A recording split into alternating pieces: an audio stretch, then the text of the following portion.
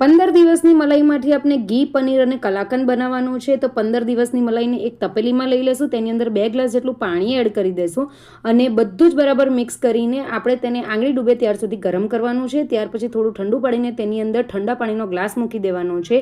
2 કલાક સુધી તેને ફ્રીઝમાં રવા દેવાનું છે. ત્યાર પછી ફ્રીઝમાંથી કાઢી નાખવાનું છે. ઉપર જે તમે જામેલું દેખાય છે એ ઘી છે અને બાકીનું જે છે એ છાશ છે, તેમાંથી આપણે પનીર બનાવવાનું છે. ઘી અને પનીર બંને બનાવવા માટે આપણે ગેસ પર મૂકી દેવાનું છે. છાશની અંદર આપણે વિનેગર એડ કરીને તેને 2 મિનિટ માટે આમ જ રવા દેવાનું છે. ત્યાર પછી તેને ગાળી લેવાનું છે.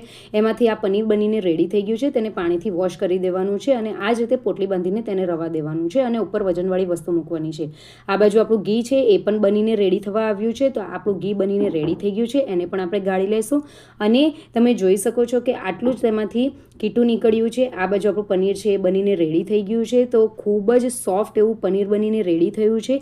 આ પનીરમાંથી આપણે કલાકંદ બનાવવાનું છે. પેણીની અંદર પાણી એડ કરવાનું છે. 1 કપ દૂધ એડ કરીને મિલ્ક પાવડર એડ કરવાનું છે. બધું બરાબર મિક્સ કરીને પનીરનો ચૂરો કરીને તેને એડ કરી દેવાનું છે. 3 ચમચી ખાંડ નાખીને બધું જ બરાબર મિક્સ કરવાનું છે. પેન છોડે નહીં ત્યાર સુધી આપણે તેને મિક્સ કરતા રહેવાનું છે. તો આપણે પનીરમાંથી કલાકંદ પણ આ રીતે બનાવી શકીએ છીએ. તો ફ્રેન્ડ્સ, તમને મારી આજની ઘી, પનીર અને તેમાંથી બનતી કલાકંદની રેસીપી કેવી લાગી એ જરૂરથી મને કમેન્ટ કરજો. Thank you for watching.